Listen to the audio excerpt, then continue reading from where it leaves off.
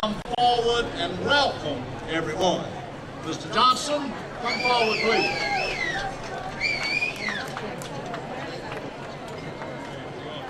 Looks like a movie star.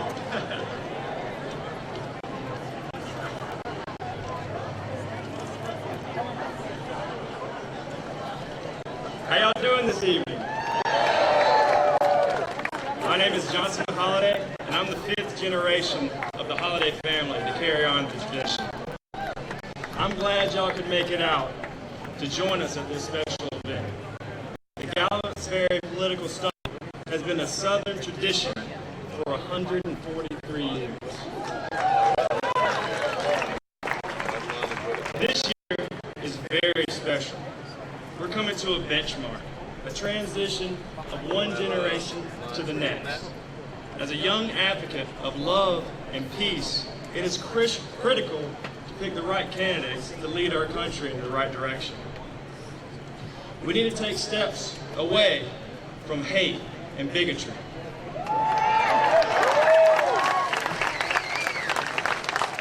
Let's have an open mind and look for answers instead of arguing who is right. Because we are all in this together. I believe in God, and I know He wouldn't want us to hate anyone. So why not help our neighbors? Why not help the people who are in need? Why not use the resources of this great nation to help one another and love one another? That is the democratic way.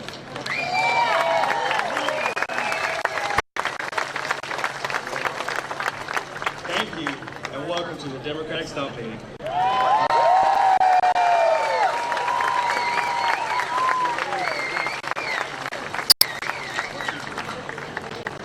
Thank you, Johnson. Can y'all believe that his family and his roots, they were tobacco croppers in this area, tobacco farmers, and now he's playing golf on the national tour. How about that? All right. From Galivants Ferry. All right, next we're going to have the Horry County Democratic Party statement from Don Poe. Mr. Don, where are you? Hey, you. Right there. Good looking man. I want to welcome you to the Horry County and the historic Galivants Ferry Stump. And a special welcome to Vice President Joe Biden, Senator Amy Klobuchar, Mayor Pete Buttigieg, and Bill Blasio. We're all excited to hear their plans and grateful for their attendance. This could be the most consequential election of our lifetime. We are the people that have the power to remove Trump, Graham, and Rice. Replace them with progressive leadership. Leadership that will return democratic principles, deal with climate change, deliver universal health care, legislate against gun violence, and much more. But only if each one of us takes a stand and actively participates. Voting is critical. We all must vote, but it's not enough. We all of us, need to register voters. And if you are not registered, go to the Horry County Democratic Party tent and register today. We need to protect rights. We need to donate to candidates and to the party. We need to work for candidates or run as a candidate yourself. We need to help to communicate our message and get your family, friends, and neighbors involved.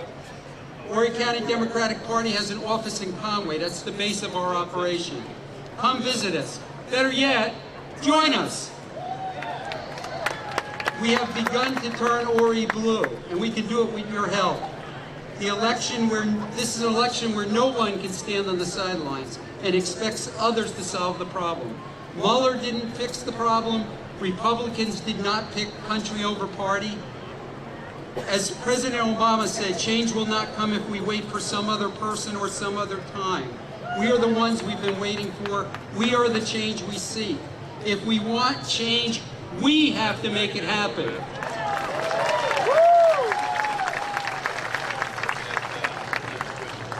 So get involved. Go to the Horry County tent. We've got Marion County and Georgetown County here represented too. We've got the Democratic Women's Council. We've got the Young Democrats. Please get involved. Talk to a candidate. but take a stand and get active. Thank you very much. Thank you very much, Mr. Chairman. And now we have another chairman, the chairman of the South Carolina Democratic Party, a man who has worked his heart out for years for Democrats, and now he's leading us in the state of South Carolina, a great man, Mr. Trav Robertson. Good afternoon!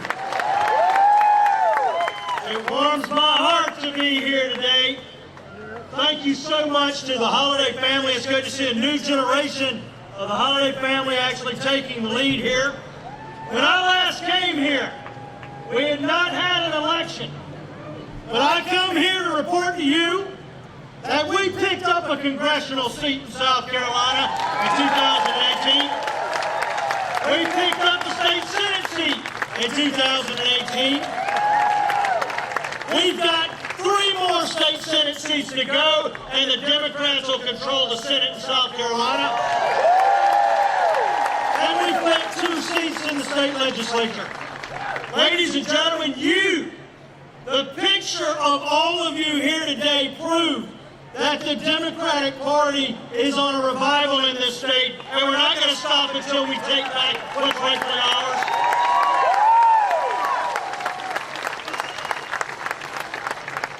You're going to hear from those who are vying to lead this nation.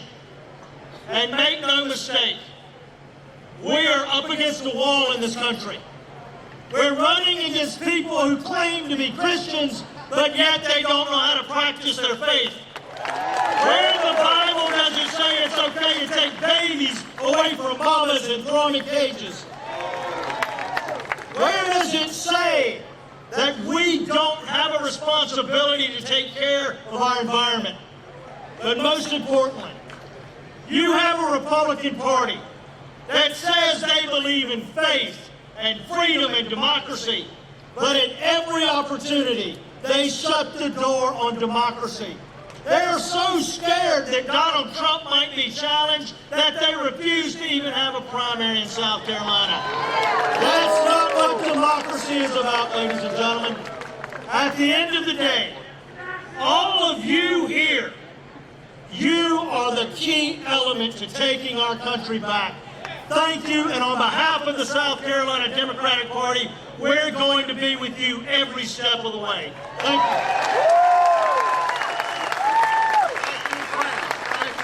That's wonderful. You know, we have something on the national level called the National Democratic Committee, and they set the rudder to cause the Democrats all across the country to go in one direction or the other.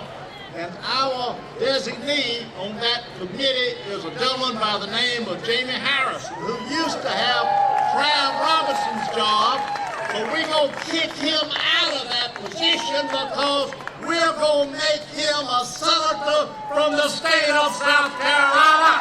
Jamie Harrison.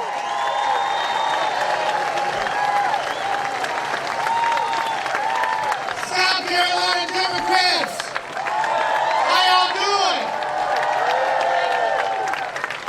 it is so good to be up here. You know, growing up as a Democrat here in South Carolina, one of your bucket lists is always to get up here and speak at this nice stump here. And I want to thank the Holiday family. I want to thank the Holiday family for continuing this amazing and unique tradition here in South Carolina. This is such an amazing thing, and thank you all for doing it. I want to thank Sally Howard, who I know is a little busy bee who runs around to make sure that all the logistics happen. My friends, we are at a crossroads in this country. And it's amazing how sometimes history and those characters from history come back and they teach us about how to deal with the issues that we're dealing with today. I take you back to Dr. Martin Luther King's letter from a Birmingham jail. In that letter, he said, we will have to repent in this generation, not merely for the hateful words and actions of the bad people, but for the appalling silence of the good people. My friends, For far too long, the good people in this country, all across this country, and particularly here in South Carolina, those good Democrats who've been hiding in their closets, who don't want to go and tell their neighbors, I'm a Democrat. For far too long, we have been silent in the face of hatred. We have been silent in the face of bigotry. But enough is enough. In the White House, we have someone who has the attention of a gnat, who would much rather tweet and golf than lead and address the issues and problems this nation faces. And we have a guy right here in South Carolina who likes to carry his golf clubs.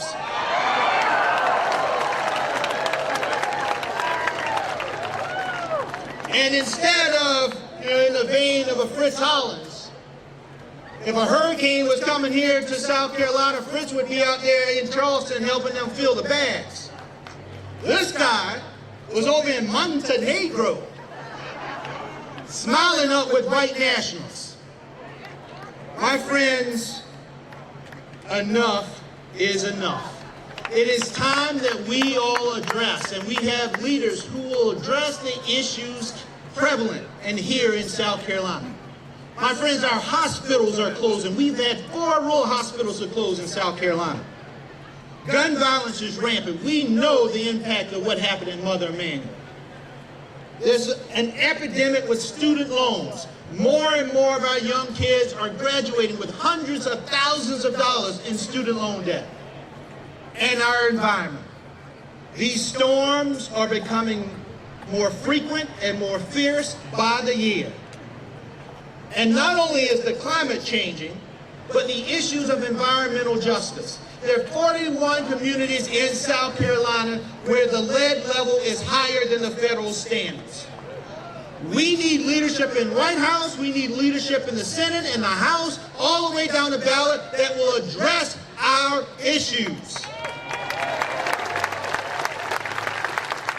But it's not good enough just to be against the people who are currently in power. Democrats win when we are hopeful and when we are aspirational. The motto of this great state is, while I breathe, I hope. We are going to not only breathe, we're not only going to hope, but we're going to fight to make sure that the leadership that we send to Washington, D.C., the leadership we send to Washington, to Columbia, represents and is at the level of the amazing people here in South Carolina. My advice to these presidential candidates is, don't only tell us the bad things about Donald Trump. What we want to hear are the good things that you are going to do for this nation, because that is how we win. So I want to thank you all for being here. I can't wait to hear from the presidential candidates, and I am overjoyed to turn this back over to Senator John Lamb. Now, this senator, y'all know John Lamb. When I look up in the book, A Yellow Dog Democrat, he epitomizes what a yellow dog Democrat is. This man for over 40 years was a public servant here in South Carolina, fighting for the education for all. And we are so pleased and proud to have him back at this stump, because I think he belongs at this stump. In addition, before I leave, I want you all, Congressman Clyburn was supposed to be here with us tonight, but there was an unforeseen event taking place.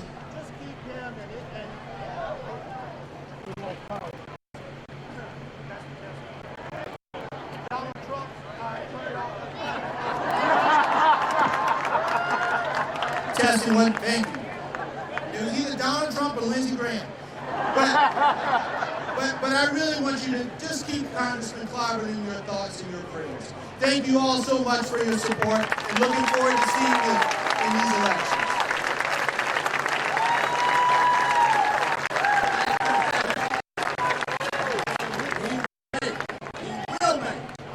Great South Carolina senator, and I am for him 100%. And he actually said I was the first one to send him some money. But I'm not going to tell you how much it was. Listen, all right, we have a treat in store for us now. Mr. Bill Oberst. He's a junior. He is an Emmy Award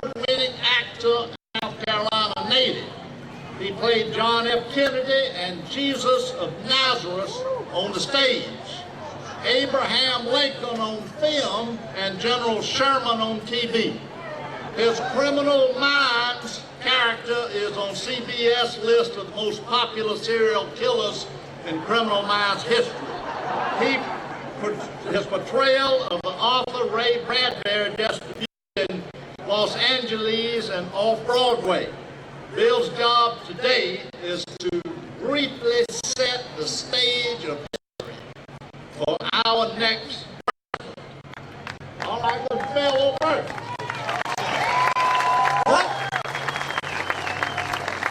What does an American president sound like?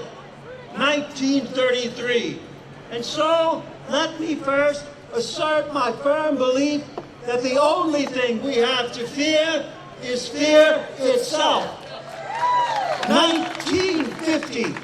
America was not built on fear. 1963. Let us not be blind to our differences, but let us also call attention to our common interest, the right to live our lives without fear. For in the final analysis, our most basic common link is that we all inhabit this small planet, we all breathe the same air, we all care for our children's future, and we are all mortal. What does an American president sound like? 1965. This is the richest and most powerful country which ever occupied this globe, but I do not want to be the president who sought grandeur. I want to be the president who helped to feed the hungry. 1977. For myself and for our nation, I would like to thank my predecessor for what he has done to heal our land. And I hope that when my term as your president is ended, may it be said that we remember the words of Micah. What does the Lord require of thee? But to do justly, to love mercy, to walk humbly with thy God. What does an American president sound like? 1993. Today we rededicate ourselves to the very idea of America. We need each other, and we must care for one another. 2012. We must change. Are we really prepared to say that we're powerless, that the politics are too hard? Are we prepared to say that this violence visited on our children year after year after year is somehow the price of freedom? You know, all the world's religions begin with a simple question. Why are we here? What gives our life meaning? We know that our time on the earth is fleeting. We know that we will make mistakes, we'll stumble, and even when we try to do the right thing, we know that we will spend most of our time groping in darkness. There's only one thing we can be sure of, and that is the love. The love that we feel for our children, for our families, for each other. That's what matters. And that's what you, the people of Newtown, have reminded us of. That's how you've inspired us. You remind us what matters. What does our American president sound like? 2017. Look at the way I've been treated. No politician in history has been treated more unfairly than me. 2018. I've been dealt some very bad cards. People are being very unfair to me. 2019. Nobody's ever been treated badly like me. Abraham Lincoln, they say, was supposedly treated very badly, but nobody's been treated badly like me. What does an American president sound like? Oh, candidates! Candidates! Show us tonight. The children are listening. The world is listening. We are listening.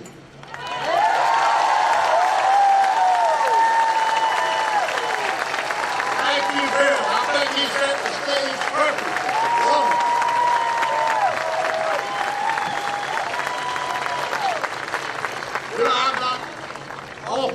nervous up here speaking, but I'm getting ready to introduce a very important person, Senator Amy Klobuchar, United States Senator, granddaughter of a miner, daughter of a newspaper man and a teacher. First woman elected to the United States Senate from Minnesota, and now a candidate for the presidency of the United States of America. What is most important, though, I served in the Senate. There's always one that moves forward and gets things done. Never more than one, but always one, and she is the one in the United States Senate that moves around and gets things done for the good of the people of the United States of America. And I present to you this wonderful, accomplished woman.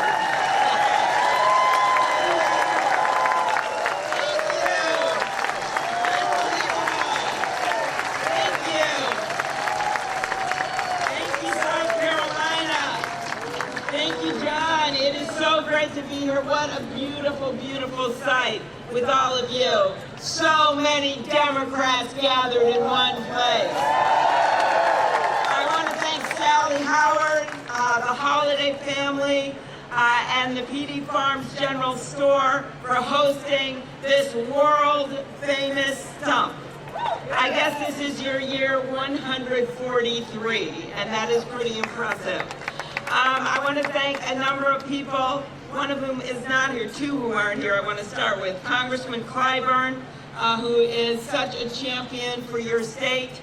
Also, I got to see Joe Cunningham, which was incredible earlier today. We're so proud of him.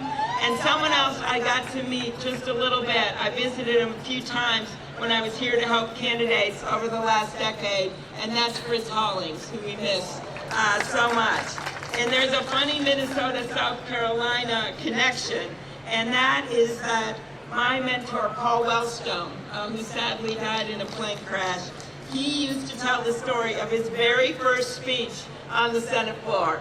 He was so proud of himself, and Senator Hollings comes over and approaches him. He was there. And Senator Hollings, in his inimitable way, says to Paul Wellstone, "Young man, you remind me of Hubert Humphrey." Paul is overjoyed. He's so honored, and he says, "Oh, Senator Hollings, thank you so much." And he says, Hollings says, "Let me finish, young man. You talk too much." So, I want to thank my opponents who are here tonight. Buttigieg, Biden, and de Blasio. Okay, what do they have in common? B names. And I say one thing, A comes before B. But I am going first. A good story about going first, a bit involving the South. And this was the first time I ever got invited to the White House. I hadn't even been there on a tour. I was the local prosecutor in Hennepin County, Minnesota, and I got invited because I'd done work on hate crimes, very important. Bill Clinton was the president. He was unveiling the big hate crimes bill, the Matthew Shepard bill, and I got invited, and at the last minute they invited me to introduce the president. This very formal thing in the East Room, never even been there, standing outside with my little piece of paper. I've got Bill Clinton on one side, I've got Janet Reno on the other side. The band starts playing Hail to the Chief, you know, do-do-do-do. I start walking in, and all of a sudden I feel this big hand on my shoulder, and this voice says, "I know you're gonna do great out there, but when they play that song, I usually go first." That is a true story. That is a true story. President Clinton remembers that story. You can ask him. And I can tell you this, my friends in South Carolina, that might have been my first time in the White House, but it won't be my last.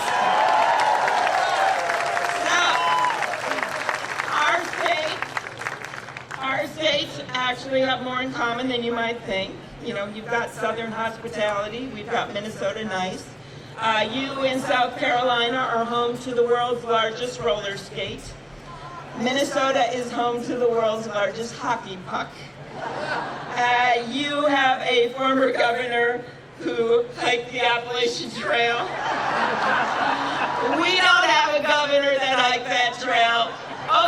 You don't either.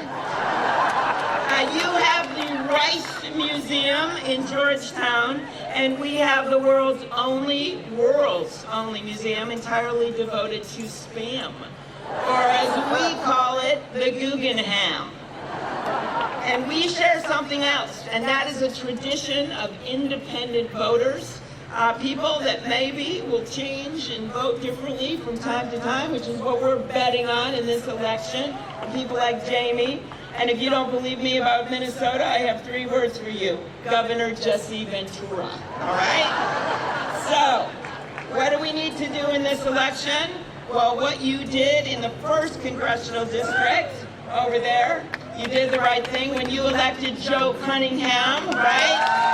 And we made the House of Representatives the people's house again. And we need to bring those voters with us. So that gets to my argument here for my candidacy. And that is that in 2020, we don't just need to win, my friends. We need to win big. We need to win big.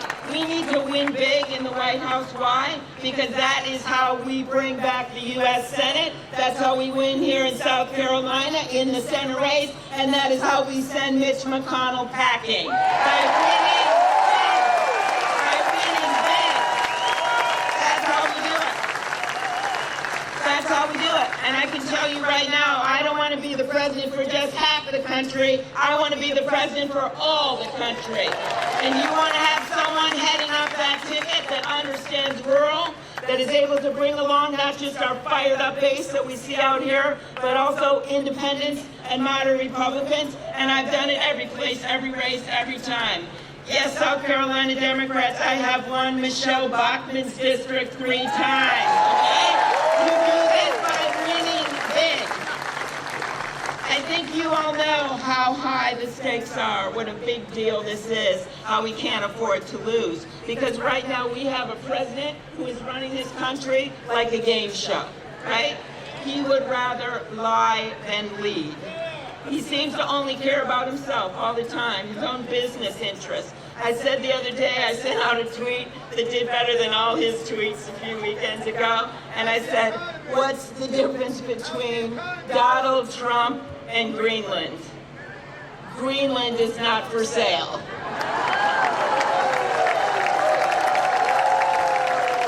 And you know why he does that stuff? You know why he brings up things like Greenland? Why do he talk? He wants to distract us, right? And he does it in the meanest ways. He uses immigrants as political pawns. He belittles people, including in his own party, that don't always agree with him, destroying our democracy with dark money and voter suppression, and allowing a foreign country to make mincemeat out of our democracy. Well, I think we can be different. I think we need a candidate that understands that what unites us as a country, whether it's the South, the Midwest, whether it's the East, whether it's the West, that what unites us is bigger than what divides us. That's what we need, and that was the message I sent out if any of you watched the debates, right?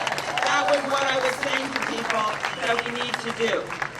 Now, we've got a president right now where literally when he goes on TV, you know how you used to watch a president, maybe it was someone you didn't vote for, someone you don't agree with, but when he was on TV, or when she will be on TV, you listened out of respect, right? You listened because they had a message for the nation. You and your kids listen. You and your grandkids listen. Well, we are at a point in our country right now when parents see that president coming up at a rally or somewhere else, what do? They have to turn the volume down. They can't even hear what he says. And I will promise you this, when I'm president, you will not turn the volume down and you will be proud of the president of the United States. And my message to you out there is that if you feel stuck in the middle of the extremes in our politics, if you are tired of the noise and the nonsense, you have a home with me. Because South Carolina, the stakes are high. We have a president who literally said there were 2 sides after Charlottesville. Well, there are not 2 sides when one side is the Ku Klux Klan. There is only one side, and that is the American side. We have a president that has let all these tax cuts go to the wealthy, right? Think what he's done, how he's built up this debt Make that argument to your friends, independent, moderate Republican friends, that he has added to the debt daily, that he gave us a tax bill that those Republicans voted for that added $1 trillion to the debt.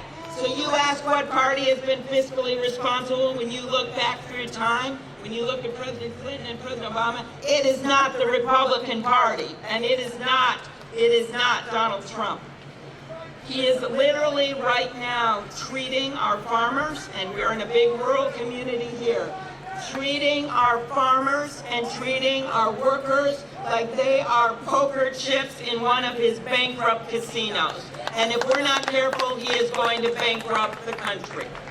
And one thing that I think we need to emphasize more, and we haven't even been asked a question about rural issues in a big way in the debate. I think we have to be the party this time of rural America. You know why? It is the Democratic Party that is worried about your rural hospitals that are closing in South Carolina, right? It is the Democratic Party that is standing up for education. It is the Democratic Party that's standing up for no lead in your water. And yes, it is the Democratic Party that's standing up when it comes to climate change. That's what we need to do.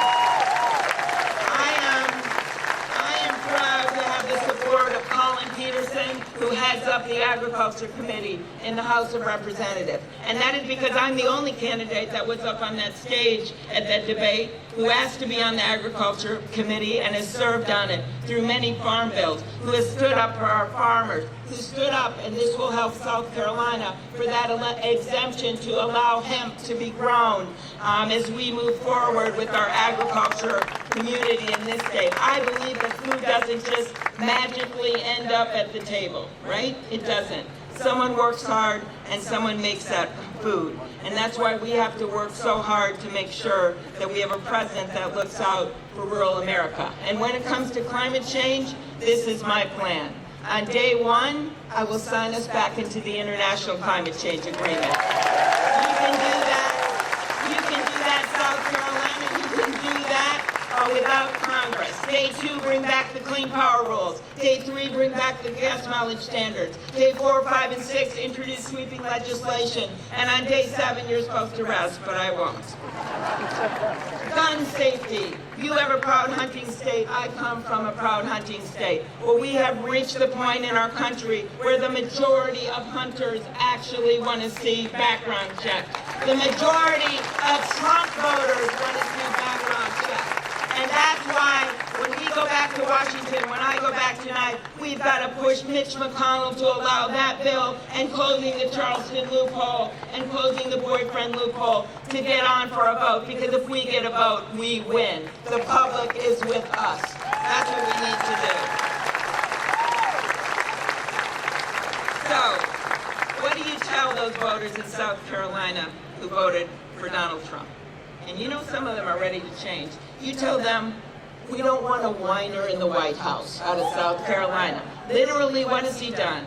He came in and our economy was resilient because of our strong workers, because of our union workers, because of our businesses. And we got out of that hole that we were in, and he inherits that economy. What does he do? He gloats about it, pretends he had something to do with it. And then when things get challenging, when the long-term outlook's bad, when because of his trade war, we have an all-time trade deficit of $791 billion, what does he do then? He blames other people. He blames the head of the Federal Reserve.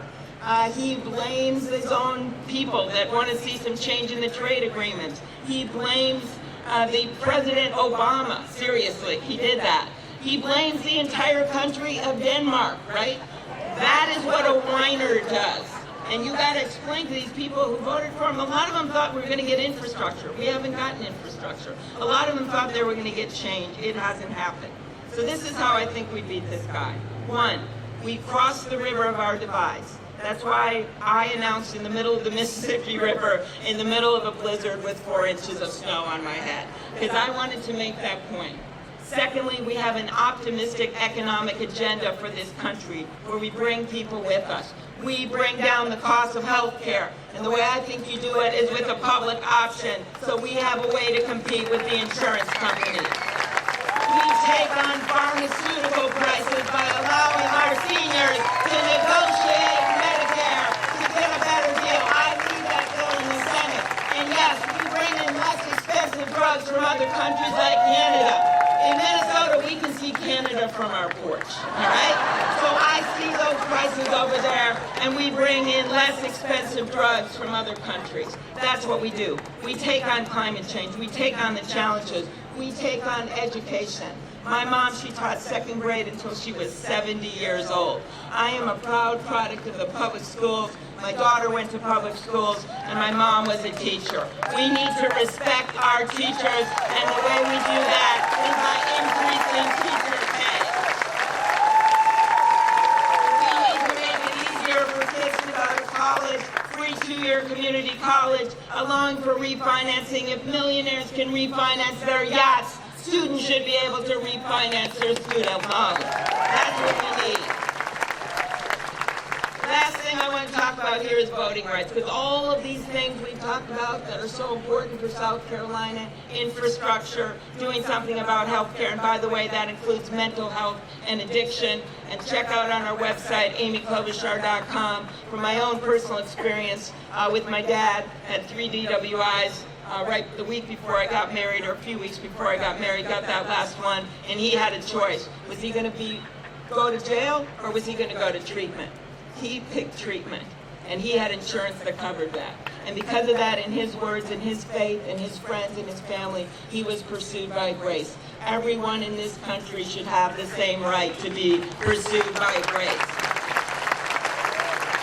What do we do about voting so that everyone has a seat at the table, so we don't have a situation where 53,000 ballots and 53,000 voter registrations were held back in Georgia, where if they had changed those voting laws in Georgia and made it easier to vote, Stacey Abrams would have been the governor of Georgia. What do we do about South Carolina? What do we do about North Carolina, where the court actually said that they had discriminated with surgical precision? Well, what do? We reauthorize the Voting Rights Act. That's what we do with a new president and a new Senate. We passed my bill to allow every kid to automatically register when they turn 18 in this country. And we passed a citizens amendment, a constitutional amendment to overturn Citizens United. That's what we did. I am someone that comes at this race with grit. I don't come with a lot of money, not in my family. My husband grew up in a trailer home, 5 brothers in 1 trailer home. That was something, triple bunk beds, okay? His mom had 4 boys. She wanted to have girls. She got pregnant again and had identical twin boys. That's a true story. That's my husband. As was mentioned, I'm the granddaughter of an iron ore miner. I'm the daughter of a union teacher and a newspaper man. I'm the first woman elected to the U.S. Senate from the state of Minnesota and a candidate for President of the United States. That's what shared dreams are about in this country. And if we want to win, as I said, if we want to win big, then we've got to make sure we win those states. The states of Pennsylvania that we lost last time. I'm going on this Blue Wall tour after I leave here. The state of Wisconsin, right? The state of Michigan. Those are states that we lost. And we have to do so well that we bring Jamie and we bring Joe Cunningham and we win in the state of South Carolina. So how do we do this? We do this by uniting behind a candidate and not giving up. And if every moment that you feel like you want to give up because this guy says something that you can't believe in the morning, or he tweets something out to divide people, and you want to put the blanket over your head, you remember the march that we are on. You remember that the day after the inauguration, that dark day, that millions of people across this country, including in this state, peacefully marched. Remember that day. And you remember that the day after that, 6,000 women signed up to run for office. That happened. And then, on day 9, when that mean-spirited refugee order came out, what happened? People spontaneously showed up at the airport to protest that order. They showed up at non-international airports on a Saturday night. And then you fast forward to my favorite march, the March for Science, with my favorite sign, what do we want science? When do we want it? After peer review. Then you go to the summer, where the Fighting 48 Democrats stood together, then 3 Republicans joined us because we stood together, and we defeated their effort to repeal the Affordable Care Act and to push people off of their insurance when they had pre-existing conditions. We did that. Then you go to the fall, the first glimmers of hope. This is a year ago, last fall, when there were those races in Virginia and in New Jersey in legislative districts, and we put up this diverse set of candidates that no one thought was going to win in these red districts. This is a lesson to you, South Carolina. And you know what happened? They won. And my favorite victory was in New Jersey, where a guy the day of the Women's March had said, "I hope they're home in time to make dinner." That guy got defeated by an African-American woman. That happened. Then you go to the spring, where after that tragedy in Parkland, people joined with the people of Charleston. They joined with the people all over this country. And those kids, they stood up there in Florida. They became icons. And kids all across the country talked to their dads and their grandpas and said, "We love hunting too in our family, but we can have universal background checks. We can do something about magazine limits." And those kids didn't just talk. They marched, and then they voted in record levels in the midterm. And then comes the midterm with the election of Joe Cunningham, when we make the House of Representatives the People's House again. That is the march that we are on. That is the march that's going to lead us right into November of 2020. And South Carolina Democrats, I want to lead this march because I know how important it is to win in states like yours, because I have the track record to do it, and because you, at my side, are the people that have made this arc of justice even shorter. You are the welders that got us through this. Let's go ahead, let's win this race, and let's send Donald Trump back to where he came from. Thank you, South Carolina.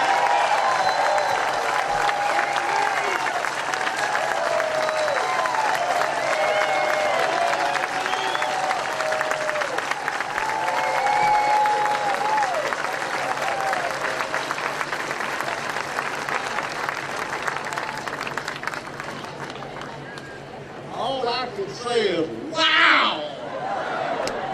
I don't know how those fellows let her go first. And I see now why she is the most effective member of the United States Senate. Thank you, Mayor Klobuchar. Next, I have the great pleasure of introducing to you Mayor Pete Buttigieg.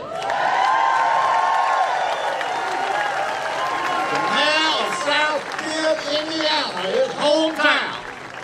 Under his leadership, South Bend has reimagined itself and grown into a role of global economy, building a community where every resident, regardless of race, religion, gender, orientation, can feel safe and included. Mayor Pete has more governmental experience than the president, more executive government experience than the vice president, more military experience than any president in the last 30 years, and he never even checked for boat spurs. We are so glad to have Mayor Pete here with us today. And Mayor Pete, where are you? You're not Mayor Pete.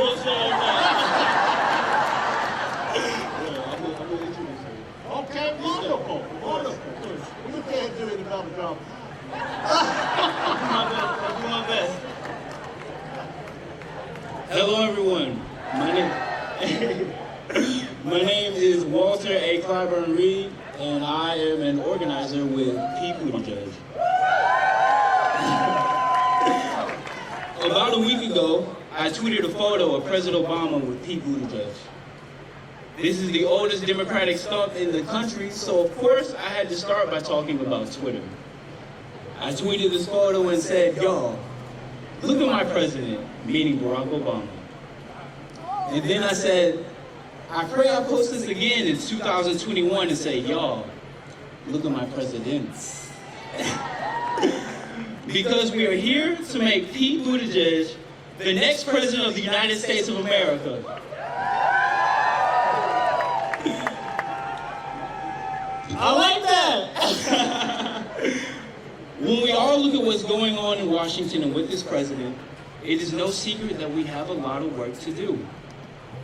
That's why it is imperative we put someone in the Oval Office on November 3rd, 2020 that will stand for our values, protect our freedoms, ensure our security, and maintain our democracy.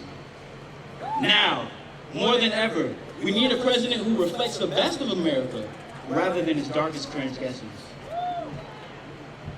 We need a president who understands how politics impacts everyday lives and how to bring people together and make our lives better. We need a president who knows what it is to serve, whether he is driving an armored car in Afghanistan or simply leading his hometown to believe again. And while we're at it, let's make sure President Pete has a former partner in, not a former, I apologize, but great partner in Congress by holding the House and re-electing a person we all may be familiar with. This election is not about going back to normal. This election is not about who's far left or far right. This election is about how we're going to move this country forward. Whether you're Democrat or independent or even Republican, there is one leader who is prepared to meet this moment. So ladies and gentlemen, please join me in welcoming a proud public servant, a Navy veteran, and the next President of the United States, Mayor Pete Buttigieg.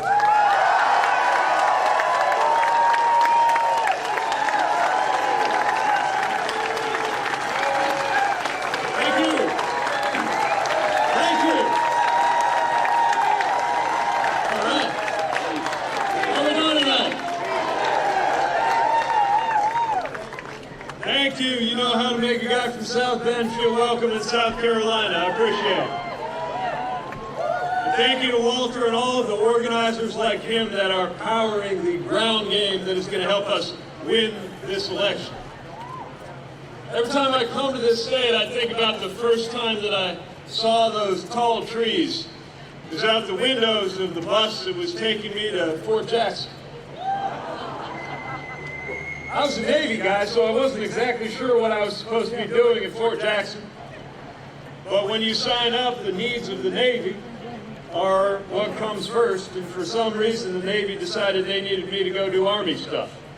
So they sent me here to South Carolina. In other words, the first time I came here, it was in order to prepare to serve. And now I'm here once again, prepared to serve and asking for your help in making that happen.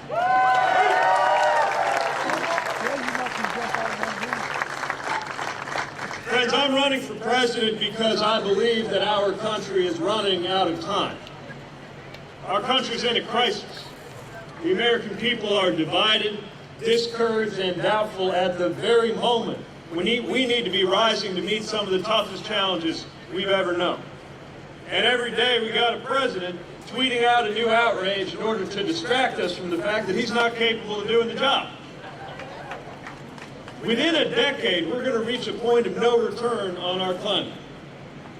And yet the president thinks you can change the weather by taking out a Sharpie and rewriting a map.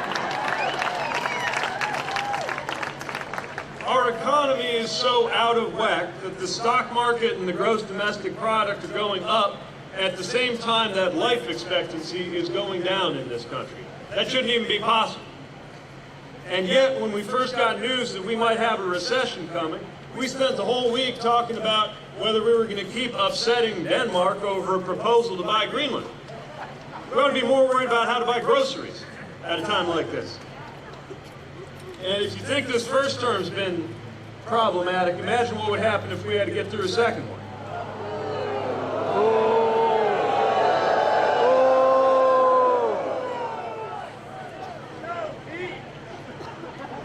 What's he gonna do? Pick a fight with Switzerland, maybe? Move the White House to the Trump Tower? I don't know. We can't let it happen. Because our infrastructure, our health, our safety cannot wait. And if that does happen, the world will finish doing what it's already starting to do, which is to prepare for a century without American leadership, and we just can't let that happen.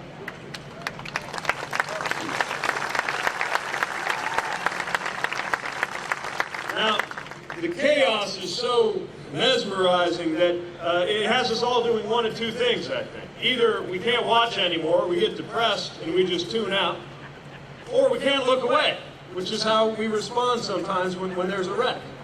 We can't look away. But we've got to do something different from either of those things. We've got to recognize the urgency of the moment, and we've got to summon the courage to act. Because what's at stake in 2020 isn't just the outcome of one election. I believe it is the future of the American project. And that depends on us.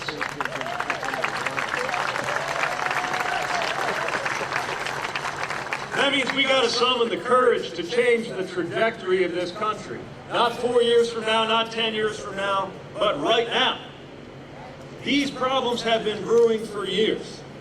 Certainly where I come from, growing up in the so-called Rust Belt in northern Indiana, passing, collapsing Studebaker factories and empty houses on the way to school, not knowing that was unusual in a city until I moved away to go to college. I've seen how politics affects us in our everyday life. How a chain of events that starts in one of those big white buildings in Washington winds up reaching into our lives, into our homes, our paychecks, our families. There are people in my life who have been saved by the Affordable Care Act, and people I care about who have been killed by the opioid crisis.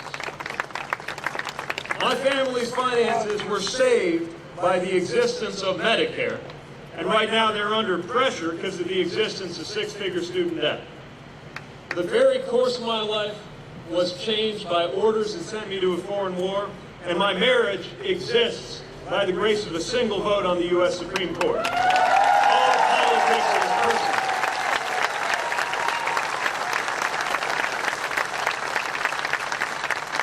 Nothing about politics is theory, not for me and not for my city. But instead of a politics that's about our day-to-day lives, right now in Washington, we're seeing a politics that's about the day-to-day drama of the politicians. About who's up and who's down and who looked good in a committee meeting and who got the best zinger off in a debate. We're sending politicians to Washington in order to fight for us, and when they get there, they seem more interested in the part about fighting than the part about us. That's got to change. We can't let our political leaders keep pitting us against each other. They speak of patriotism, but we know that patriotism lies in speaking up for what you believe, not telling somebody who disagrees with you to go back to where they came from. Especially where they came from is Michigan. They speak of faith, but what faith would condone a budget that cuts food going to hungry children? What faith condones taking children out of the arms of their parents at the American border? Whatever happened to I was a stranger and you welcomed me? Let's talk about faith.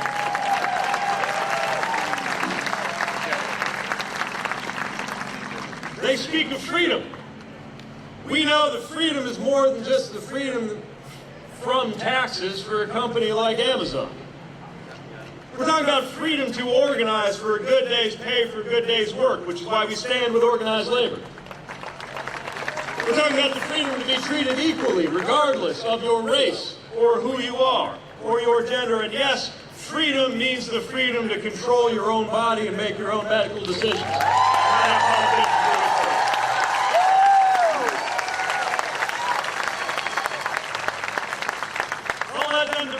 Around the very values that are supposed to hold our country together. Because right now we see in America gripped by a crisis of belonging. A crisis so profound that people are self-medicating and deaths from despair are on the rise. That wall on the border is never going to get built, but real walls are being built within our families and our communities and our churches to where Thanksgiving dinner is starting to feel like a minefield. Our anxiety is going up and our trust in our fellow Americans is going down. Instead of having each other's backs, they've got us at each other's throats. But there's good news. And that is in a few short months, you all have the chance to change it. You have a thumb on the scale on the future of this country and the future of this party. You get to vote not only to defeat this president, but to do something about the conditions that got him here in the first place, because under ordinary circumstances, someone like him never gets within cheating distance of the Oval Office to begin with. We have a chance to do something about it. You've got a chance to be part of an American majority that will come together to deal with our challenges. Not just die-hard Democrats, but people coming across the aisle. I see one right there. Independents. People who were under no illusions about this president, but may have voted just to do anything for a change. Now we got to actually make sure the change is in the American interest. And that's not going to happen if we act like Donald Trump is just an aberration that just happened out of the blue. It's not going to happen if we try too hard to play it safe or pretend that we can go back to normal. It's also not going to happen if we water down our values or paper over our differences, so you got to squint hard just to tell the difference between a Democrat and a Republican. Nor will it happen if we get so trapped in the purity test that we turn off half the country before we even get to next November. This is a time to unify the American people. This is a time for ideas that are bold enough to get the job done and capable of bringing us together. And if you think about it, that's how Democrats win. From John F. Kennedy to Jimmy Carter to Bill Clinton to Barack Obama, we win when we offer leadership from a new generation with new ideas, calling America to be better than it's been. That's what we are right now. And that means offering that new generation with a politics that is grounded in our everyday lives. So when I'm the nominee, this president can call us socialists all he wants, but I worked in the private sector and I partnered with the private sector to bring jobs and investment into our community. We know what it takes to create economic growth. When I am your nominee, this president will do all he can to paint us as the party of Washington, but I've spent my career in South Bend, Indiana, serving a city that was told that we were dying and bringing real solutions to improve real people's lives. When I'm the nominee, this president can talk tough, throw himself military parades, hug the flag every now and then. But I've faced worse kinds of incoming than a tweet full of typos.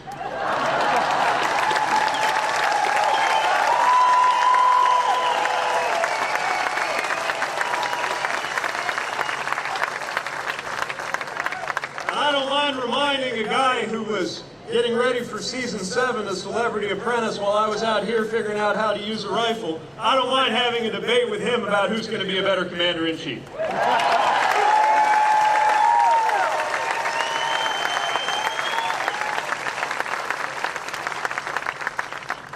When I'm the nominee, we're going to work to make sure not only that we win, but that we deserve to win, and set the stage for a presidency that'll put forward solutions bold enough to actually meet the challenges of our time. I want you to picture that presidency with me. I want you to imagine what it would be like to have a presidency that offers vision without divisiveness.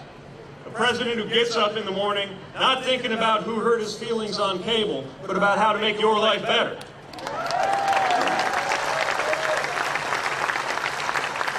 I want you to picture what it would be like to turn on the news and see what's coming out of the White House and feel your blood pressure going down instead of up.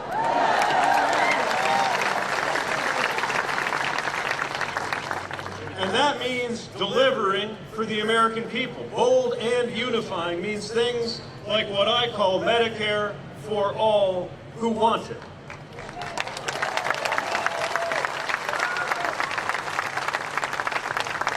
Thank you to those who are raising their voices on the affordability of prescription drugs right now. See, the way I see it, when we create that public alternative, empowered to negotiate drug prices, and available to every American, it's going to be better. It's going to be better than those private options out there. But if I'm right, then you're going to be able to decide that on your own. So instead of kicking you off your plan, we're going to create a new one, let you vote with your feet, and let you decide if and when that's the right thing to do.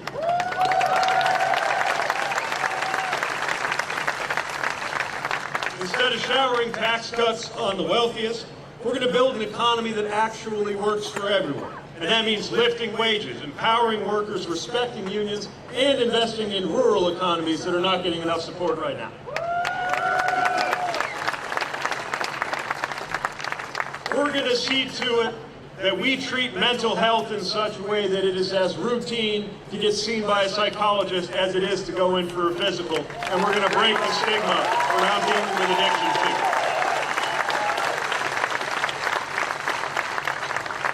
I want you to picture a presidency where your head of environmental protection actually believes in climate change and feels responsible for protecting the environment.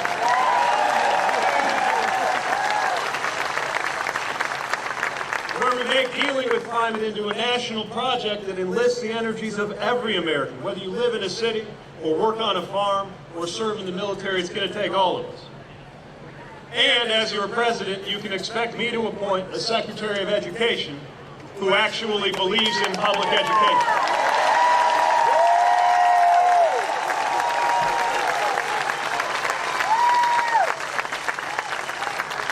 I think it's about time. We will tackle systemic racism with a Douglas plan for Black America, as ambitious as the Marshall Plan that rebuilt Europe, but this time right here at home to make sure that systemic racism does not ruin the prospects of a future generation.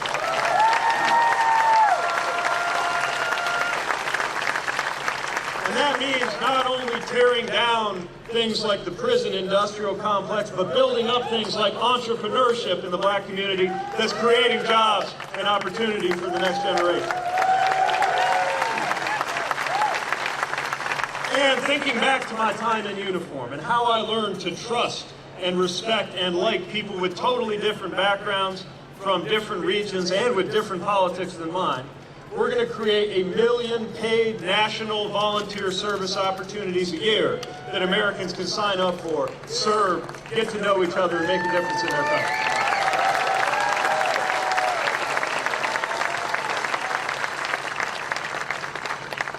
Because what we need more than anything is that fabric, that bonding, and you shouldn't have to go to war in order to get it. We need to come together as one.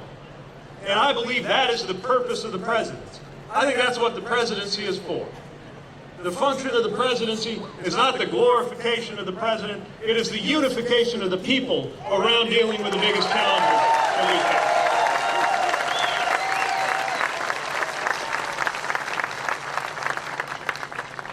And as much as we need to get better policies in this country, the presidency is about more than that.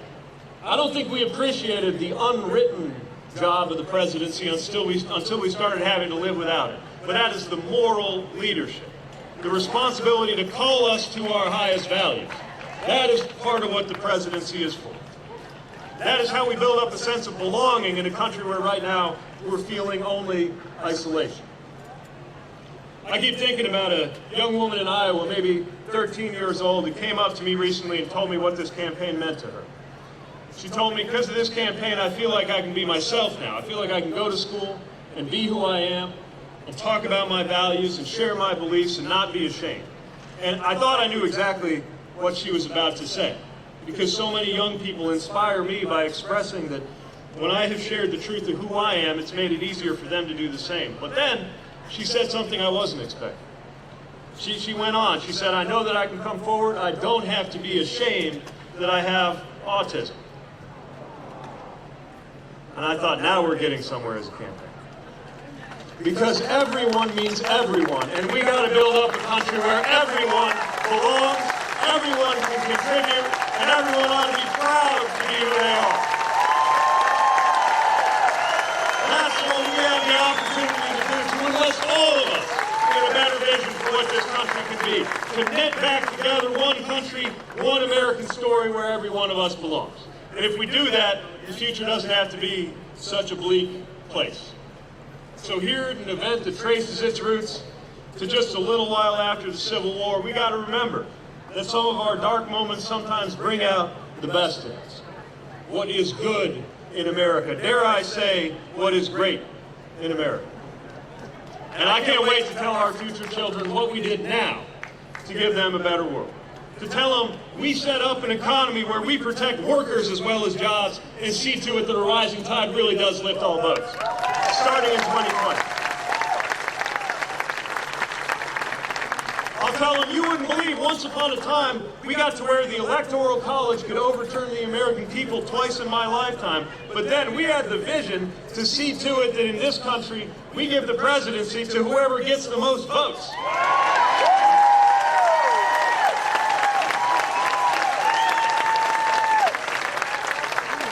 Tell them that in 2020 we started acting to bring about a day where your race had no bearing on your health or your wealth, your life expectancy, or your relationship with law enforcement in this country. If we did what it took. Now, once upon a time, kids were learning active shooter drills before they learned how to read. But then we summoned the courage to get weapons of war off of our streets. I'll take such pride in telling them how we beat the odds and got ahead of climate change before it ruined their opportunities in life. Running for office is an act of hope. And so is helping somebody run for office. Not naive hope. It is the hope of those who cannot afford to go back. It is the hope of those who insist on something better than trying to be great again, because there is no again in the real world. It is the hope of those who realize that the future is where we are going to spend every minute of the rest of our lives, so we had better make sure that it is better than the present. We will make it better. We can do better. We can do so much better. So are you ready to make sure that that's a reality? Are you ready to break from the past and bring some real solutions to Washington? Are you ready to leave behind the reality show, pick up the remote, and change the channel to something better? And I am asking your support in this journey, and with hope in our hearts and with fire in our bellies, let's go forward all the way to the White House and beyond. Thank you, South Carolina, and I will see you where the campaign's at. Thank you. Thank you. Thank you so much.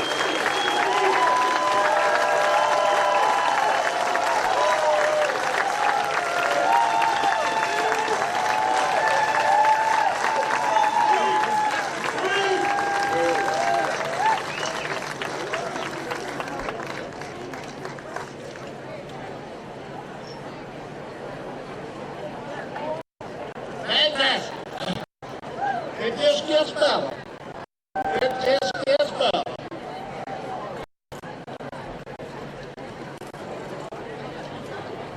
I'm going to let everybody settle down a minute, because we got another one coming.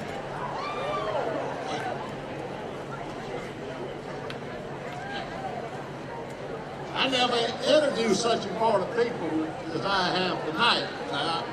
And now, we got former Vice President Joe Biden. As a senator from Delaware for 36 years, Joe Biden established himself as a leader in facing some of our nation's most important domestic and international challenges. As the 47th Vice President of the United States, Joe Biden continued his leadership on important issues facing the nation, fighting to raise the living standards of middle-class Americans, fighting to reduce gun violence, fighting to address violence against women, and through the cancer moonshot, he led an international effort to end cancer as we know it. I am proud and honored to give you the former Vice President of the United States of America, Joe Biden.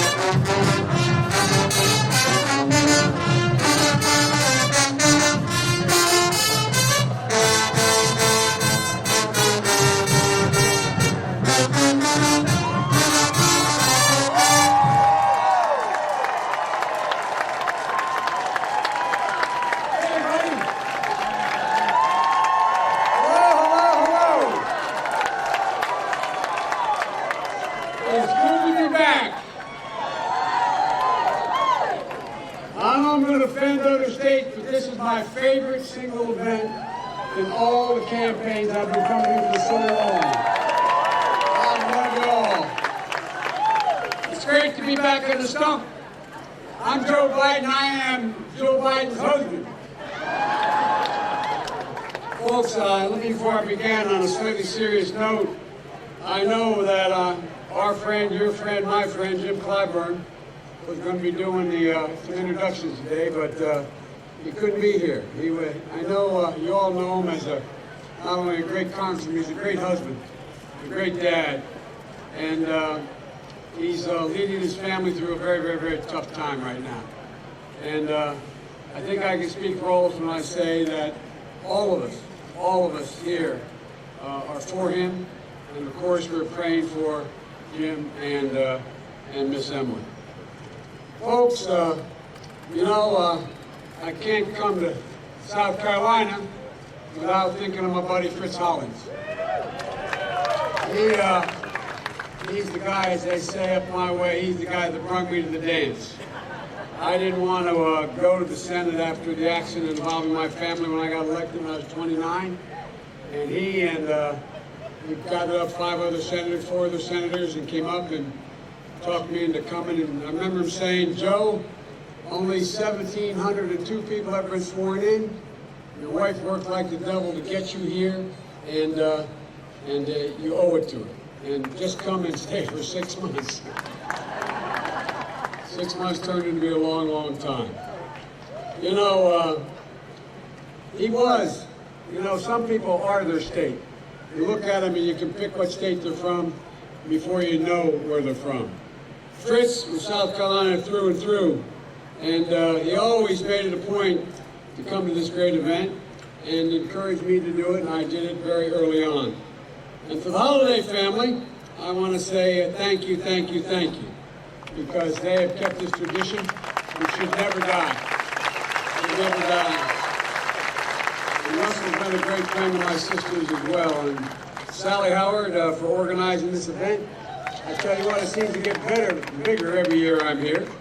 You know, yesterday I had an incredible honor of speaking at the 16th Street Baptist Church in Birmingham, Alabama.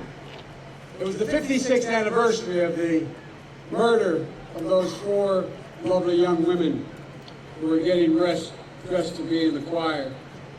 It was there in remembrance of the bombing that stole their lives. But more than 5 decades after that horrible day, for all the progress we've made, we also have to acknowledge that there can be no realization of the American dream without continuing to grapple with the original sin of slavery brought to these shores over 400 years ago. A century-long campaign of violence, 4 centuries worth, that in fact fear and trauma brought upon black people in this country. Domestic terrorism and white supremacy have been the antagonist of our highest ideals from our very beginning. Lynch mobs, arsonists, bomb makers, lone gunmen. And we all now realize that violence does not live in the past. If you give it oxygen, it comes back. The same poisonous ideology that lit the fuse in the 16th Street pulled the trigger at Mother Emanuel. And by the way, the pastor of Mother Emanuel was there at the 16th Street Church. It also has unleashed anti-Semitism in Pittsburgh and Poway. We saw white supremacists gun down innocent Latinos in El Paso parking lot with a military's child weapon, declaring it would stop, quote, the Hispanic invasion of America, of Texas. You know, the president's words matter. They matter. They can move markets. They can send our brave women and men to war. They can bring peace. They can appeal to the better angels of our nature. But they can also unleash the deepest, darkest forces in this nation. When he said after Charlottesville, the President Trump said, and that's what he's done, unleash those darkest forces. When he said after Charlottesville, there were, quote, very fine people on both sides, he gave license and safe harbor to hate the white supremacists, neo-Nazis, and the KKK. And in doing so, he assigned a moral equivalence between those spewing hate and those with the courage, like all of you, to stand against it. I said at the time that we're in a battle for the soul of this nation. I said it today, announced, and I say it again here today. We are in the battle for the soul of this nation.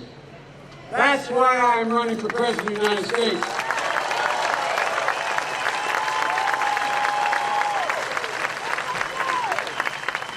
The country can overcome with difficulty 4 years of Donald Trump. But give him 8 years in the White House and his administration, I believe he will forever and fundamentally alter the character of this nation. In both clear language and in code, this president has fanned the flames of white supremacy in this nation. Our children are listening. Our children are listening. And our silence is complicity. That's why we must speak out, all of us. When President Obama was president, our children could and did look up to him. No parent walked up and turned the television off while he was on the television. Is President Trump the role model we want for generations to come? Look, he's trapping into some of the ugliest forces that have long run through the history of this country. So this just can't be a campaign to beat Donald Trump. This has to be a movement, grounded in the values and ideals that define this nation at its best. This has to be a moment that we stand up and let the world know who we are and what we believe. The Democrats have an obligation to do more than just win. The New York Times columnist David Brooks wrote about a year ago, he said there's an invisible moral fabric that holds up every society. And it's being shredded. It's being shredded. It's being shredded by this president. Not only in his embrace of prejudice in America, but his embrace of Vladimir Putin, his embrace of dictators around the world. When he stands on the world stage, across from, on the same podium, with the guy who allegedly is the elected president. He is the elected president, but he's a kleptomaniac. The guy named Vladimir Putin, and he says to the whole world, I believe Putin did not interfere in our elections. I don't believe our intelligence agencies. It does us irreparable damage around the world. Ladies and gentlemen, the fabric of this society, we all know what it's made up of.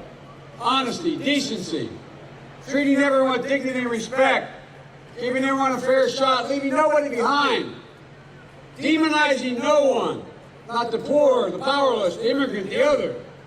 Folks, leading by the power of our example. We have the most powerful military in the world by a long shot, but we lead the world by the power of our example. That's what's united the world.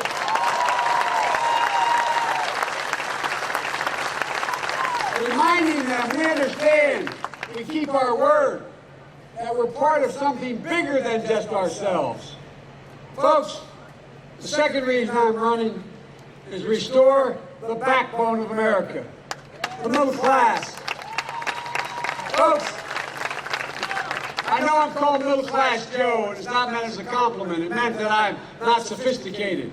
But excuse my expression, I'm pretty darn sophisticated about who built this country. Wall Street did not build this country. Ordinary Americans doing extraordinary things, given half a chance, are the people who built this country. Working families, middle class families in South Carolina and all of America built this country. Folks, the fact of the matter is, my dad used to have a saying. He said, Joey, a job's about a lot more than a paycheck. It's about your dignity. It's about respect. It's about your place in the community. It's about being able to look your child in the eye and say, honey, it's going to be okay. It's going to be okay. Think now. Go back to your old neighborhoods, but right here where you live now, and ask the people you know, do they think they can look their child in the eye and say, honey, it's going to be okay? Over half the American people think their children will never have the standard of living they have. We're no longer the wealthiest middle class in the world. This time when we rebuild the middle class, we got to bring everybody back. Everybody along. Black, white, everybody. Folks, it doesn't matter your race, your gender, your ethnicity, your religion. For me, it's all about restoring the dignity of work, being able to provide for your family. How can you all know personally, when you look at your child or your grandchild, you know they have a problem or they have an opportunity, there's nothing you can do to help them. How can a parent maintain their dignity, looking at a child who has a pre-existing condition and knowing they can't afford to insure that child? Or a child lying in a bed, or a loved one who has no only months to live, and the insurance company coming along and saying, you've run out of your coverage, suffer in peace. How can that be allowed in America? How can you have dignity, in fact, if you cannot deal with that? Folks, that's why we need health care for everyone in America, as a right, not as a privilege. Folks, the same exists with regard to education. The fact of the matter is that a community can't maintain its dignity if its schools are substandard. When the house you live in is the same as the one across the street, but because you're in a minority neighborhood, its value is less. Because you pay higher car insurance because you live in a black neighborhood instead of a white neighborhood, for the same automobile with the same car record. When poverty rate for black Americans is twice that of white Americans. Folks, that's why we have to rebuild the middle class. Start by rooting out the systemic racism that exists, brought into our laws, our politics, our institutions, and in many cases our hearts. That's why we have to protect the sacred right to vote, the right from which all other rights flow. We need to support Jim Clobber's anti-poverty initiative that changes the way the federal government uplifts persistently impoverished communities by focusing on those who have been left behind the longest. It's long past time we end the legacy of systemic racism that make up our neighborhoods and our housing patterns, employment, access to transportation. Being the middle class is not a number, it's a value set. It's being able to send your kid to a park, you know they're going to come home safely. Being able to send your kid to a school, if they do well, you know they'll be able to go beyond high school if they're able. It seems to be you're able to take your geriatric mom home when your dad dies and hope your kids never have to take care of you. It's a value set. It's not a number. And folks, the Affordable Care Act was a huge step forward in this country. We made historic progress by extending health insurance to 20 million Americans who haven't before. And maybe the most important part, for the first time, we provided protection for over 100 million Americans with pre-existing conditions. Now is the time to finish the job. Make health care a right, not a privilege. Give everyone the peace of mind they deserve. And that means adding a public option to Obamacare. It's the fastest, most cost-effective way to make sure everyone is covered. And to make sure every person in America, every poor person, who otherwise would be covered by Medicaid, would automatically be covered with health insurance under our plan. And quite frankly, folks, I'm just going to say it. I don't think we thank Barack Obama enough for the job he did as president.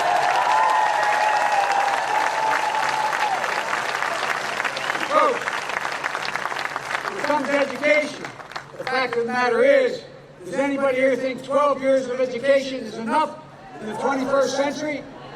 No, I really mean it. Think about it.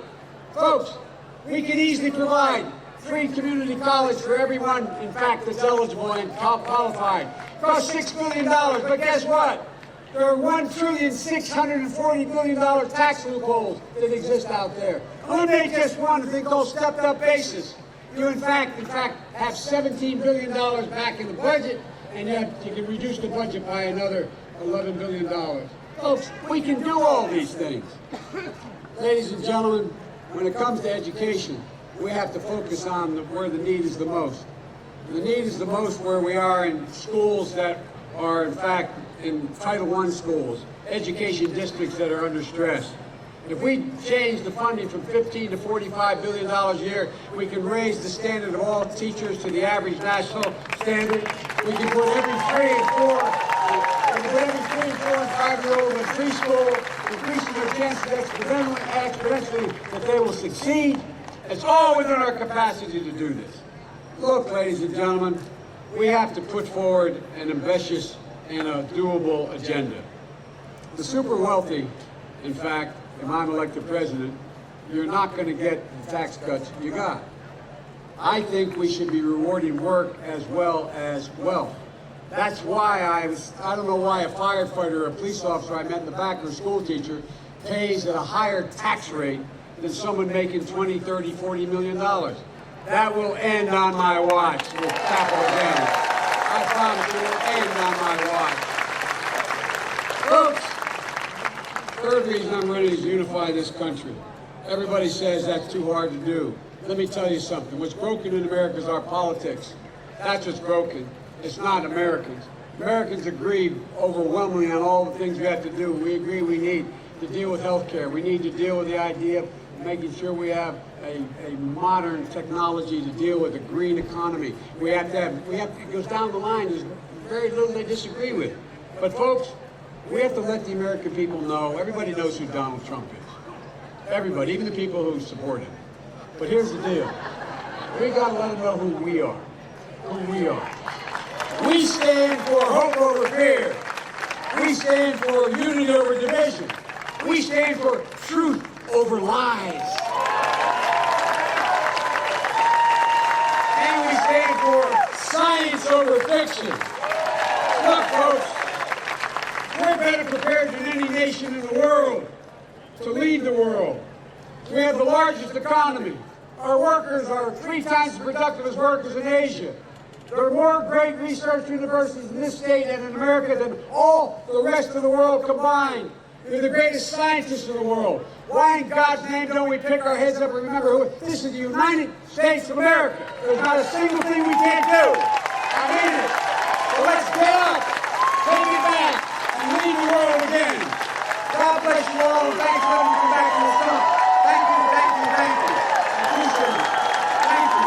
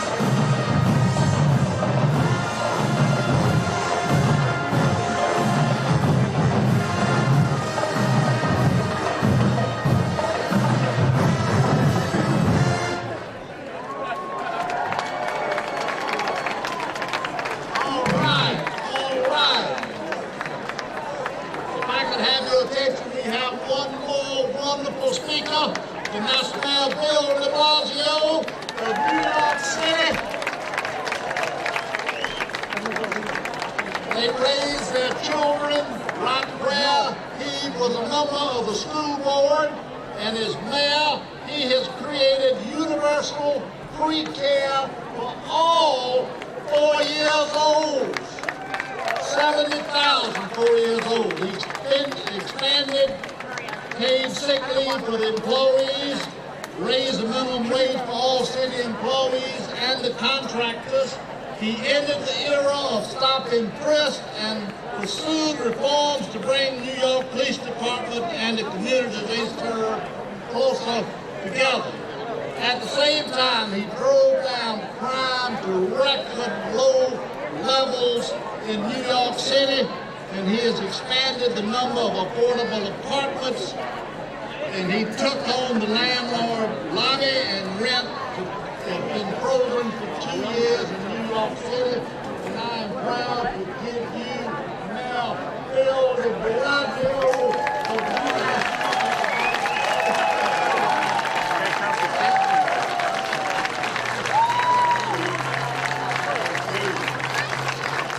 Good evening, everybody. So I want you all to know that we are in the center of the political universe right here tonight in Galivants Ferry. This is the place to be, not just in South Carolina, in the entire United States of America. We are where it's at right now, don't you think? And please, everybody, let us sincerely, passionately thank the Holiday family for keeping this beautiful tradition alive.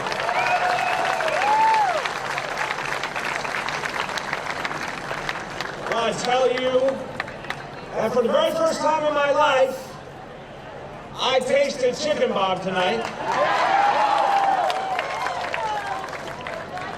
I had some boiled peanuts too. And I want you to know that I am going to, as a side hustle, as a job just to make a little money on the side, I am going to open a chain of chicken bog and boiled peanut restaurants in New York City.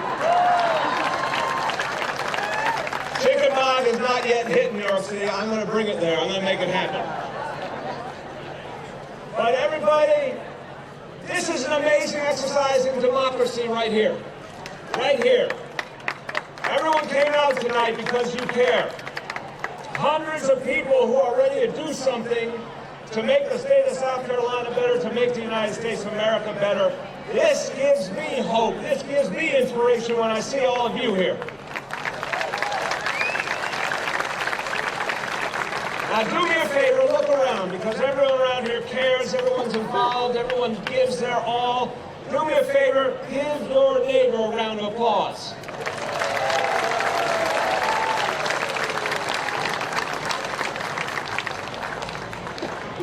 Now usually, when someone gives a stump speech, and we actually have a stump to go with it, I kind of think that's cool. When someone gives a stump speech, they talk to you about a lot of policies and a lot of ideas, but I think it's really important to talk about who we are as human beings.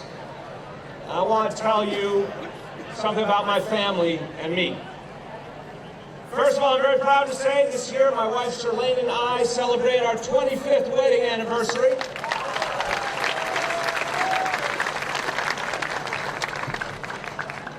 And I want to tell you a very quick story about how things went when we started out. We got together, we were in love, we got married, we had our daughter, we had our son, 2 beautiful children, they were blessings, and Shirley and I working 2 full-time jobs. So we thought life was great. There was a lot to do, but we thought life was great. And then when our kids were still young, my mom fell ill. And we had to take care of her. We believed it was the right thing to do, to be there for her. We moved her right to our neighborhood, 1 block away. And then my wife Shirlane's mom fell ill about a year later, and we moved her to our neighborhood too. They ended up living in the same house, 1 grandma on the 1st floor, 1 grandma on the 2nd floor. The kids got to spend time with their grandmas, and even though our moms were going through a lot, we were still counting our blessings, because everyone was together. But I gotta tell you honestly, that trying to juggle 2 young children, 2 full-time jobs, 2 elders who needed a lot of help in healthcare, it got to be very tough. And sometimes we didn't know how we were going to pay for everything. Sometimes we didn't know where to find the hours in the day. Sometimes we felt it was getting pretty overwhelming. And I tell you that story because I think a lot of people go through their own version of those kinds of challenges. Because they love their families, because they're trying to make it work, because they're trying to do the right thing, but it's tough. So I'm going to ask you, if you've had any experience like this, I'm going to ask you 4 questions.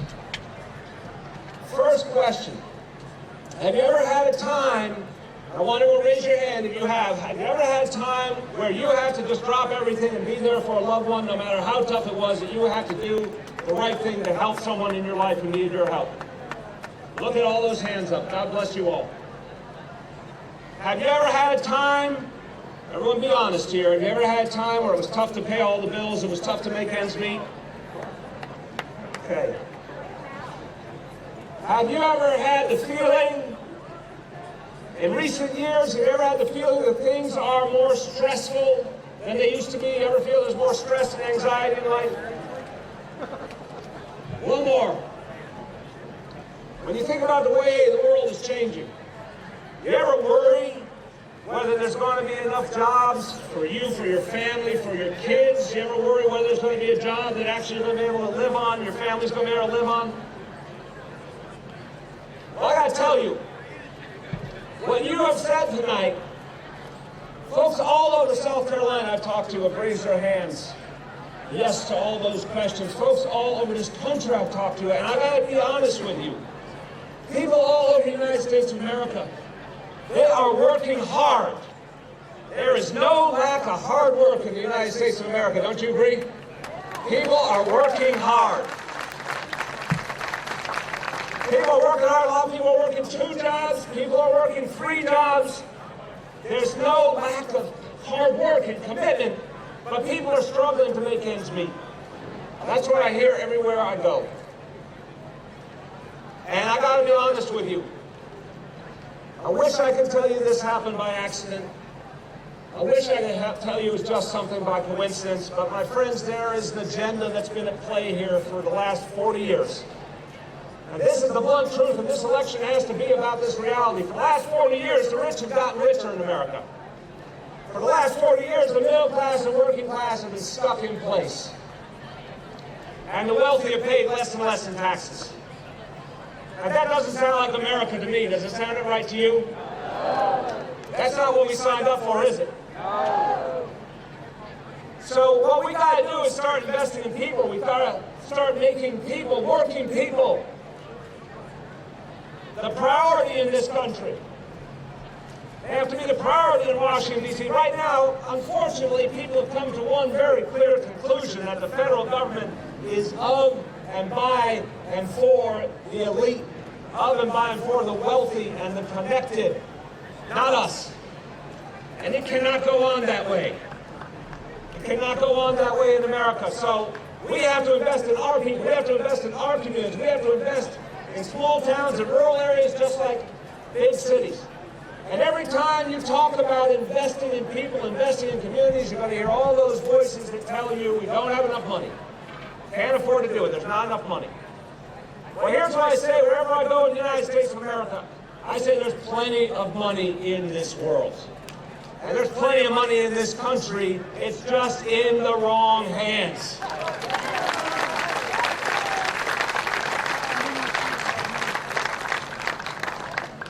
And I want to tell you about something that I experienced this very morning that speaks to this reality, what our priorities need to be. Because this morning, I went to the port of Charleston. I met with the longshoremen. And these are people who work very, very hard. These are people who give their all for their families. And they have had to worry for years and years that their jobs will be taken away from them because of automation. They have had to worry that everything they have devoted their lives to could be gone soon. And if you talk to people who are not sure whether their livelihood's going to be there in a few years, it's a sobering experience. If you talk to people, you talk to truckers, anyone in the trucking industry, they'll tell you they're worried about whether their job's going to be there in a few years. Anyone in this country who works in a warehouse, people work in the food service industry, look what happened to all the automobile workers. Remember, we used to have millions and millions of automobile workers, and now you see those images of the robots that do all the work. My friends, this is a conversation we have to have. Automation is coming at us. It's coming at us hard, it's coming at us fast. We're not just talking about the potential loss of millions of jobs, we're talking about the potential loss of tens of millions of jobs in the next decade or two. And we got to talk about it in this campaign, and we got to make sure that we are ready, because right now, our federal government is not doing anything to prepare us for these changes or protect working people. That's not acceptable, is it? Big companies love automation. They love getting rid of workers. Machines don't talk back. Machines, they're very easy. And they cost a lot less money. So what's happening more and more is about corporate profits, not about the needs of working people. Now let me tell you what we can do about it.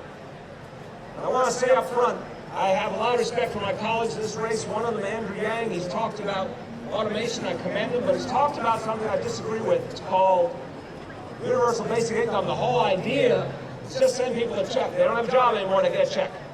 They don't have work anymore, they just get a check. It's not enough to live on, but they get a check. I want to give you a very different idea. I believe in a future where working people actually get to work.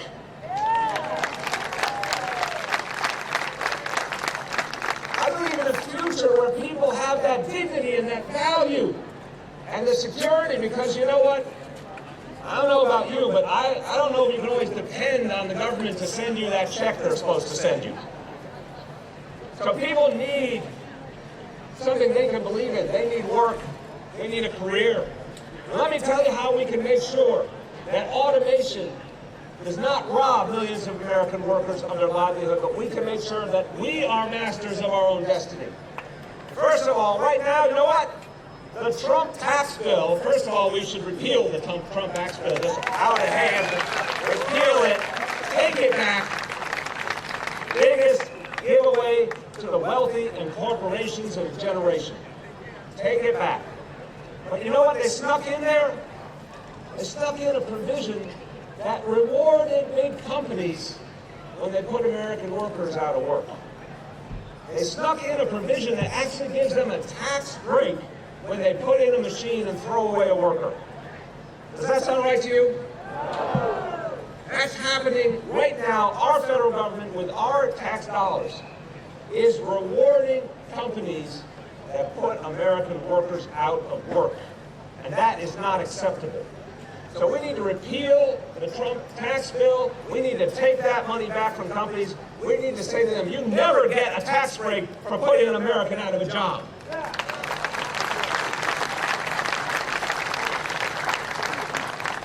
Here's another thing we need to do. And this idea, actually, Bill Gates, of all people, came up with this idea, and it has a great name. It says it all, a robot tax. Literally, a robot tax. If a company puts in a robot to replace a human being, they need to pay money to make sure that that human being gets not only more training, but a new job.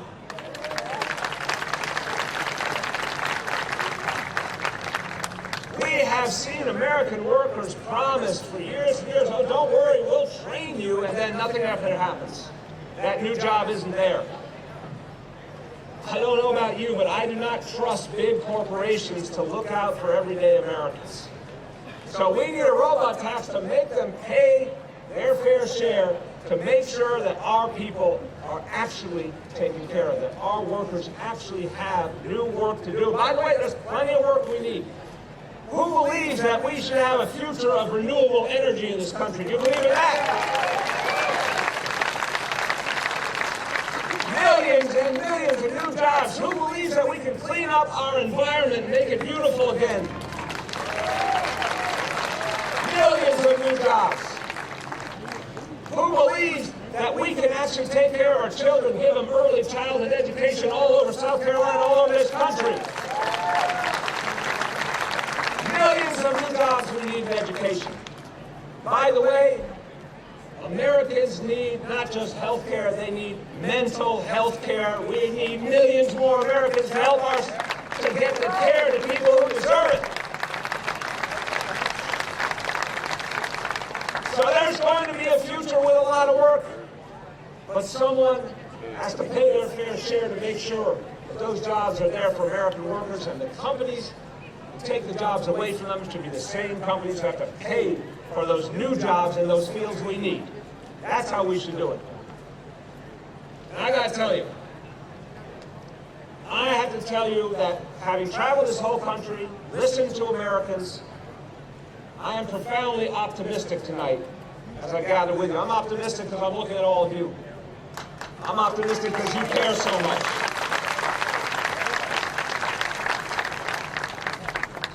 But I'm optimistic because I think we are not as divided as we are told we are.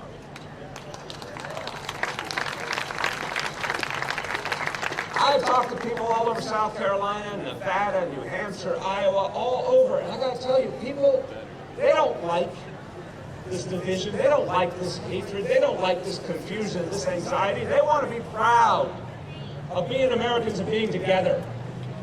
And that makes me hopeful. And as Democrats, we need to speak to Americans in every corner of this country. For decades and decades, Democrats were the party of rural America, and we need to be that party again. For decades and decades, Democrats were the party of small towns, and we need to be that again.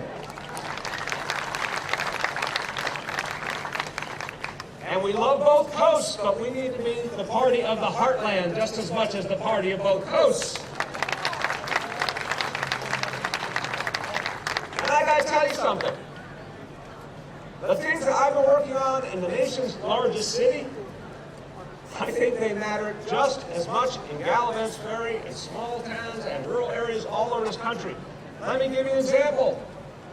Right here, people need jobs in small towns. People need jobs in rural America. You know how we're going to give jobs to a lot more people and make this country better? The Green New Deal. The Green New Deal is going to create the jobs in renewable energy, environmental protection, and a lot of those jobs need to be in rural America. You know how we strengthen the hand of small towns in rural America? We make sure that the hospitals stop closing, that there's health care for people who need it. You want people to have the livelihood they deserve in every part of every state, then we need universal health care so everyone knows they can get it wherever they live.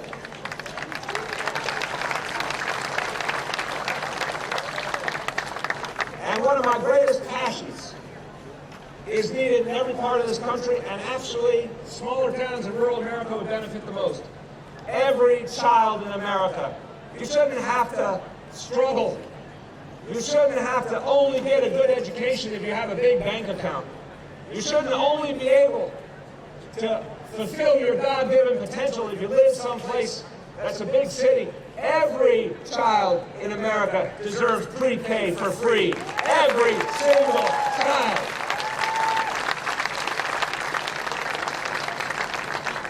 When we did it in New York, they said it couldn't be done. There were many, many doubting Thomases. And as this election proceeds, people will tell you what we can't do. You will hear all the time what we can't do, what we can't afford, what's not possible. I tell you, we're Americans. Everything is possible.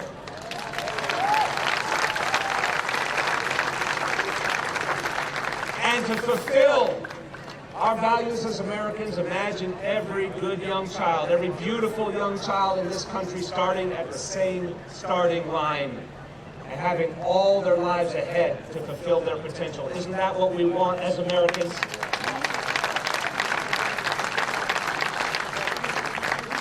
So I will conclude with this.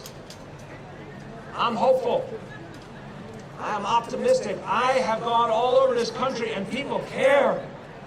People are ready to work hard. People are taking responsibility for their country again.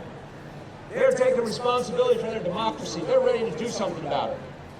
As a Democrat, we have something we have to do. We have to speak to working people. And I don't care if they're black or white or Latino or Asian or Native American. Working people have the same interests. I don't care if it's a small town or a rural area or a big city. Working people have the same interest. We need to be the party of working people again.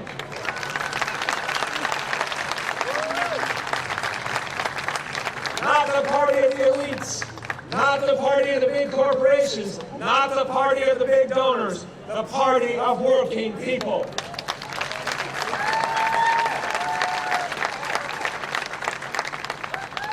My final statement to you, I got to express just a little bit of contrition as a New Yorker. We all were watching Donald Trump for decades and decades before you were.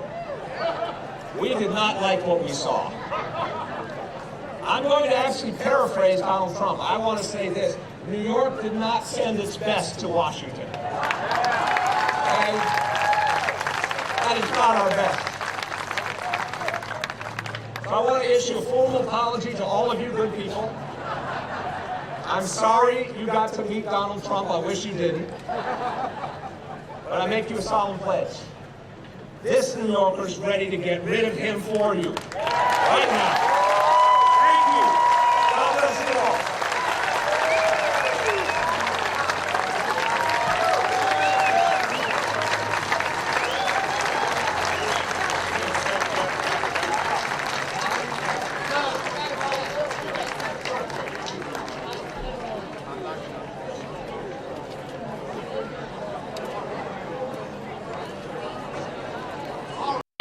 Another strong candidate. We're going to Taylor Powell to come up here and pick. We got a big gift to give away here. All right, I'm Taylor Powell. I'm going to choose Mr. Laura Price to win the Eddie. Come right over there. Thank you. I hope she's here. All right, folks, we are concluding, and I want to know that I'm fired up, and ready to go. In fact, I think the voters are coming our way, because I just saw Governor Congressman Mark Sanford right over there on his knees, coming to say hello to us. Can you believe that? He knows a good party when he sees one, and he came to see us. Bless you. Thank all of you. I enjoyed being with you. You're a beautiful crowd. And I'm glad I'm not running for president, because we got some strong competition. Amen. Over. Thank you.